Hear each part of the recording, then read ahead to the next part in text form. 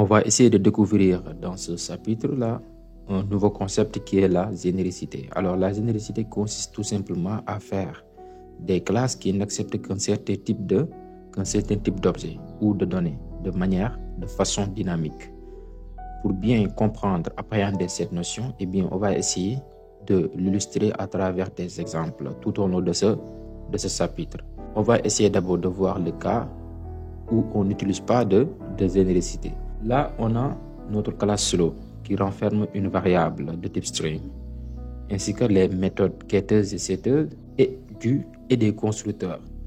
On va essayer de l'implanter d'abord au niveau de l'Eclipse. Donc voilà notre projet test.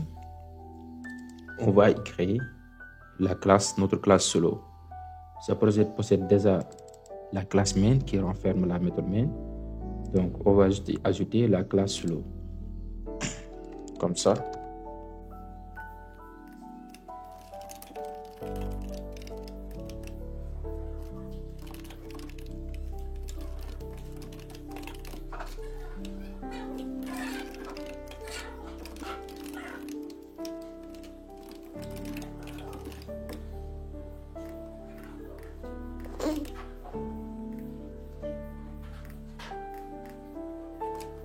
Donc voilà l'implantation de notre classe slow.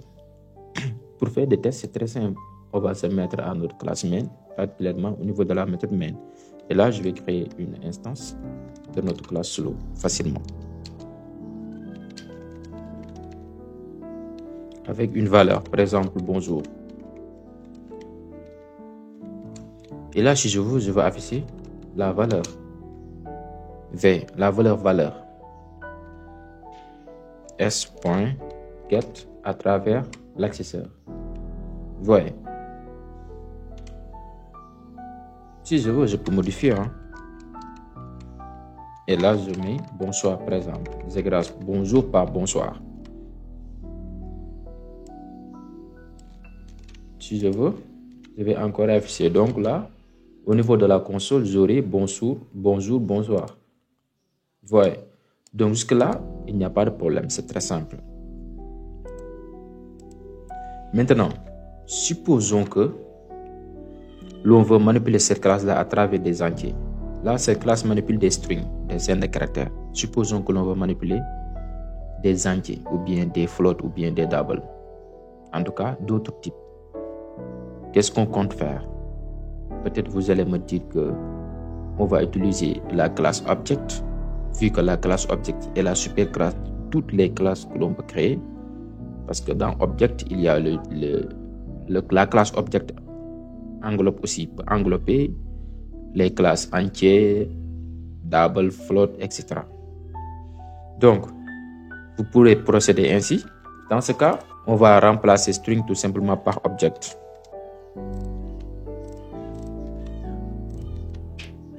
Donc là où on avait string, on a mis object. Du coup, on peut utiliser cette classe-là à travers d'autres types, à travers l'entier ou bien le double ou bien le float. Mais il y a des cas où on doit faire le casting, la conversion, le transtypage. Donc là, vous voyez, il n'y a pas d'erreur. Donc ça veut dire que un type object peut englober le type string. Si je remplace ce string-là par un entier,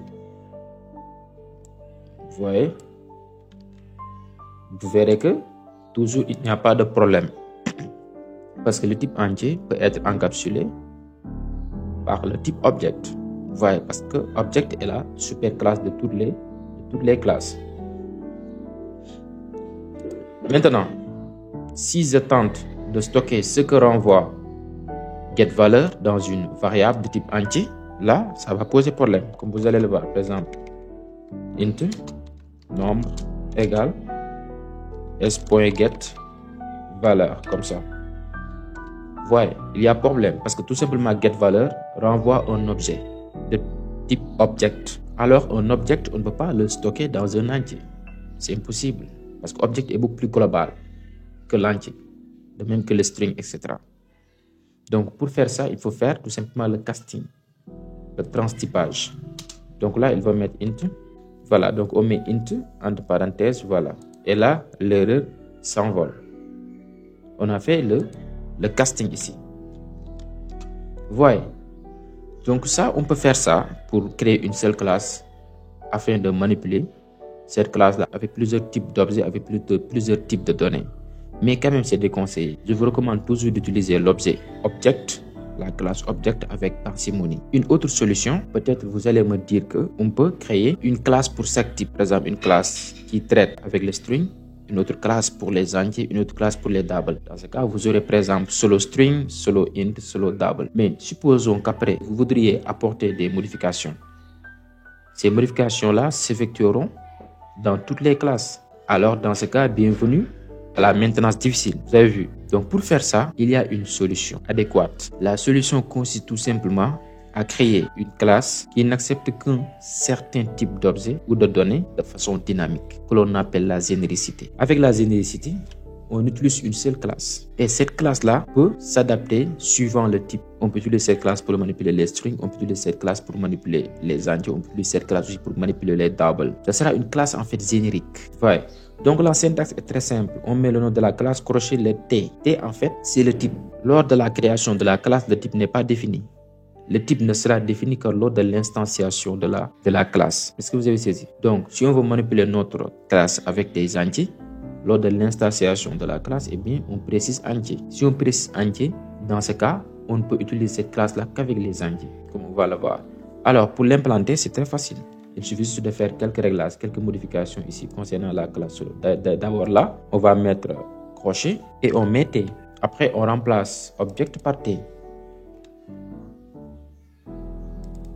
Voilà. T sera le type. Voilà. Donc c'est très simple. L'élément, la variable est de type T. Ce paramètre de ce constructeur est de type T. Le getter renvoie le type T. Le setter prend un paramètre de type T.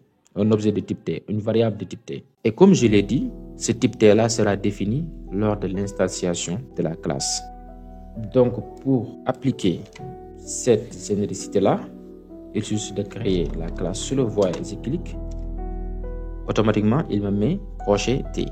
Il m'invite à saisir le type, le paramètre générique. Là, je vais par exemple travailler avec des entiers. Je vais mettre integer. Après, S par exemple égale new, contrôle espace. Et là, je clique. Vous allez me demander pourquoi je n'ai pas mis int à la place de integer. Parce que tout simplement, avec la généricité, on n'utilise pas les types primitifs, mais on utilise plutôt leur classe enveloppe. Chaque type primitif a une classe enveloppe, que l'on appelle aussi une classe wrapper. Ici, on n'utilise pas le type primitif, mais on utilise plutôt sa classe enveloppe. Le int, sa classe enveloppe, c'est integer. Le double, sa classe enveloppe, c'est double avec des majuscules. Le float, sa classe enveloppe est float. Le char, sa classe enveloppe est caractère, voilà, etc. Donc ici, on met entre chevrons la classe enveloppe du type que l'on veut travailler. Est-ce que vous avez saisi? Donc c'est très simple. Et là, dans ce cas, ici, je peux préciser une valeur. Mais ce que je dois préciser ici, entre parenthèses, parce que c'est le constructeur, doit être un entier, forcément. Parce que là, j'ai précisé integer. Si j'avais mis string, eh bien là, je dois mettre ici une chaîne de caractères. Donc là, je vais mettre 100, tout simplement. Voilà. Je peux maintenant créer une variable, nombre, qui stocke ce que renvoie la méthode getValeur. S.get valeur. Voilà, sans problème. Si je veux apporter, je veux l'afficher par exemple. Nombre. Comme ça. S'exécute. Voilà, j'ai 100. Si je veux aussi, je peux modifier. Mais attention, là, donc comme je l'ai dit, on ne peut ici mettre en parenthèse qu'un entier. Sinon, on ne respectera pas ce constructeur-là. Parce qu'ici, T est égal à integer. Donc, le constructeur attend un entier. Un paramètre entier. Vous avez saisi? On ne peut pas faire non plus ça. C'est-à-dire là, S.set valeur. Et là, on met autre chose qu'un entier. Parce que cette méthode-là, tout simplement, une fois que j'ai précisé T égale integer, eh bien, cette méthode, cette valeur attend un paramètre de type entier. Est-ce que vous avez saisi? Donc, il faut travailler avec les valeurs de ce type-là, du type mentionné lors de l'instanciation de l'objet. Vous avez saisi? Donc, c'est très simple, ce n'est pas du tout diabolique. Donc, c'est comme ça la généricité. C'est très facile. Avec une classe générique, on peut travailler avec plusieurs types de façon dynamique. C'est ça, en fait, son but. Donc, ça nous facilite la vie. Et notez très bien qu'il n'existe pas seulement integer, il y a aussi, on peut travailler avec les strings, float, double, etc. Vous voyez? Si on travaille avec string, eh bien là, le constructeur attend un paramètre de type string. Si on travaille avec float, là, le constructeur attend un paramètre de type float. Si on travaille avec un double, le constructeur attend un paramètre de type double. Aussi simple que ça. Notez très bien qu'il existe de la généricité multiple. Ça veut dire quoi? Donc, avec notre classe solo là, on a utilisé qu'un seul type dynamique.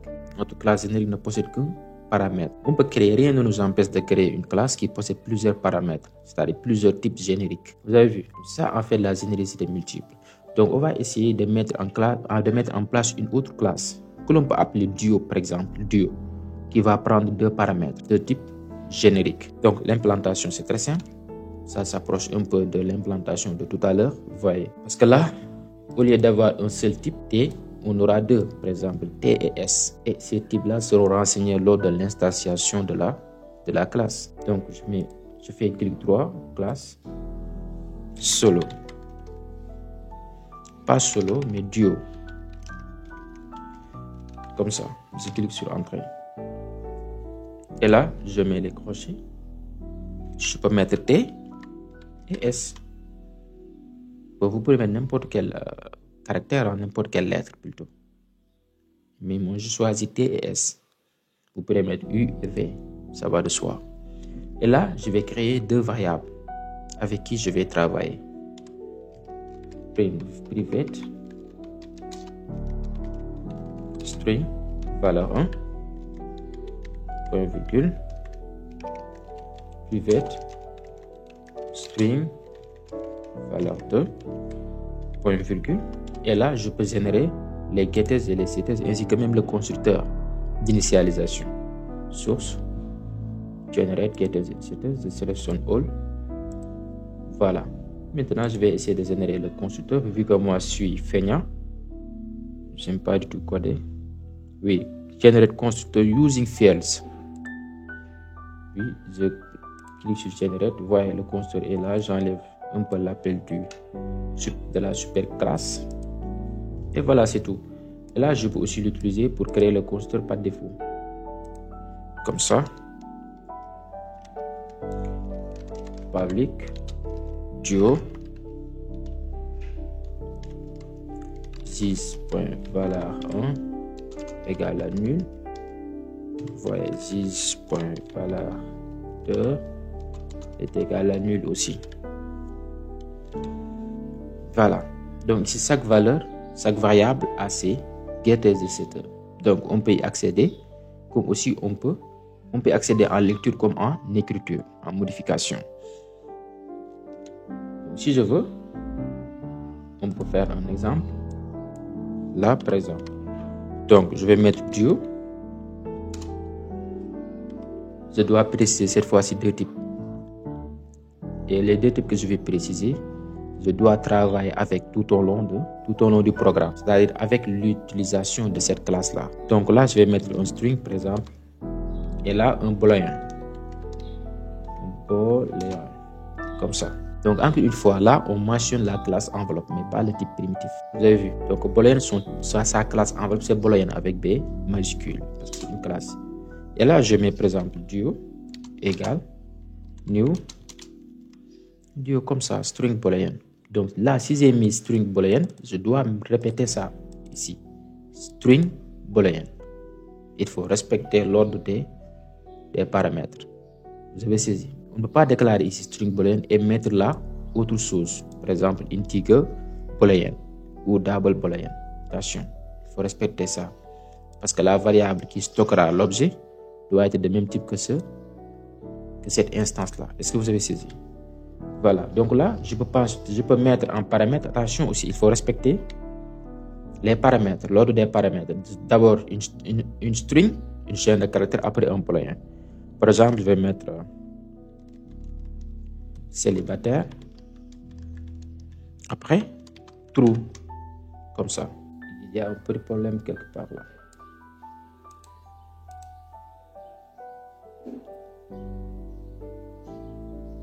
Ok, là, j'ai fait une erreur. Juste que je n'avais pas apporté de modification lors de la génération. Donc là, j'ai mis string quoi. C'est tout faussé. Attendez, je vais refaire ça facilement. J'ai mis string alors que je devais mettre T et S. Vous avez saisi. C'est pas grave. C'est très simple à modifier. Donc là, je devais mettre T et là S. Vous avez vu. Et là, je génère generate getters and setters. Select all, generate. Vous voyez, avec les T et S. Je génère là le constructeur d'initialisation comme ça. Je peux même générer le constructeur par défaut en cliquant sur generate constructor from superclass. Generate, voyez, et là j'enlève tout ça, j'en ai pas besoin, et là j'enlève cette instruction là, et là je vais mettre quoi, gis.valeur 1 égale nul. Là gis.valeur 2 est égal à nul. Donc l'erreur que j'avais commise tout à l'heure, c'est de mettre ces variables en string. Dans ce cas, mon classe ne sera pas générique. Vous avez vu? C'est pourquoi j'avais des problèmes, des soucis au niveau de l'instanciation de cette classe-là. Voyez. Et maintenant, vous voyez très bien que l'erreur, ça en est allé. Donc c'est comme ça, c'est très simple. Donc encore une fois, il faut respecter l'ordre de la précision des types. Sinon, on aurait une erreur. Eclipse n'aime pas ça. Voilà. Donc maintenant, si je veux afficher l'une des valeurs là facilement. Ou bien je peux créer une variable par exemple. Boolean. Bol égale tout simplement duo.get valeur 2. Voilà, point virgule. Si je veux, je peux l'afficher. Si je veux, je peux modifier ça en mettant duo.set valeur 2. Mais attendez, là, je dois préciser un booléen. Si je précise autre chose qu'un booléen, on aura erreur parce que la méthode set valeur 2 attend en fait un paramètre de type booléen. Est-ce que vous avez saisi? Donc, c'est comme ça que fonctionne la généricité.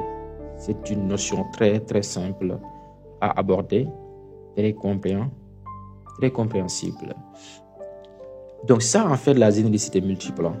Donc là j'ai utilisé la classe duo. Rien ne vous empêche de créer une classe trio par exemple en utilisant trois paramètres génériques. Voyons la généricité et les collections. D'ailleurs même la généricité manifeste plus son importance avec les collections. Vous avez vu qu'avec les collections on peut créer des listes d'objets. Une liste par exemple qui peut renfermer du n'importe quoi. Tout qui peut renfermer à la fois des chaînes de caractères, des doubles, des floats, etc. Donc pour empêcher ça, c'est-à-dire pour créer une liste qui contiendra uniquement des chaînes de caractères ou bien une liste qui renfermera uniquement des entiers, eh bien il faut faire recours à la généricité. En général, les collections vont avec la généricité. Et même Eclipse génère les collections avec la généricité. Donc pour faire, c'est très simple. Au niveau de la méthode main, on va créer une liste, ArrayList par exemple. Voilà, si je tape ici ArrayList, automatiquement, Eclipse m'invite à préciser le type parce que tout simplement, il allie tout le temps les collections à la généricité. Vous avez vu? Donc là, je vais préciser le type par exemple. Si je veux créer une liste qui ne renferme que des chaînes de caractères, une liste de pronoms par exemple, une liste de noms, là, je vais mettre string. Comme ça. Après, je vais appeler, par exemple, ma liste nom, par exemple. Ces listes renferment que des noms. Après, new, new, contrôle espace, array list, voilà, point virgule. Et là, je vais faire des ajouts. Non, point add, voilà. Et là, je ne peux ajouter que des chaînes de caractères. Si je mets non, point add, et je tente d'ajouter autre chose qu'une chaîne de caractères, il y a erreur. Parce que la méthode add de cette liste-là est obligée et forcée à ne recevoir que des chaînes de caractères. Vous avez vu, grâce à la généricité. Donc là, c'est une erreur. Donc, je ne peux pas insérer ce que je veux dans la liste. Vous avez vu. Je vais changer ça en mettant job, etc. Donc, c'est comme ça qu'on manipule la généricité avec les collections. Ça permet tout simplement de restreindre en fait la capacité de la liste. Ça empêche la liste tout simplement de stocker n'importe quoi, d'imposer un type de données. Parce que si on crée une liste avec de n'importe quel type de données, eh bien là, un problème de mémoire peut se poser après. Parce que des fois, pour exploiter ces données-là, on est obligé de faire des castes. Des castes, etc. Est-ce que vous avez saisi? Donc, en général, on manipule les collections avec la généricité. Donc, on se dit à la prochaine vidéo. Merci.